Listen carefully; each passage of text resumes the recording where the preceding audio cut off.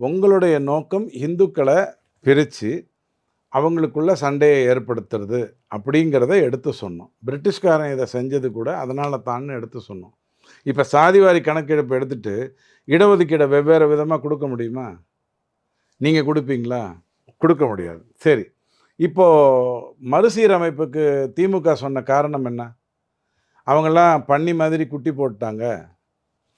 துரைமுருகன் அதானே சொன்னார், பன்னி மாதிரி குட்டி போட்டாங்க, அதனால் அவங்களுக்கு நிறைய சீட்டு, ஒழுங்காக கட்டுப்பாடோடு இருந்த எங்களுக்கு கம்மி சீட்டா, இதை தானே அவர் கேட்டார்.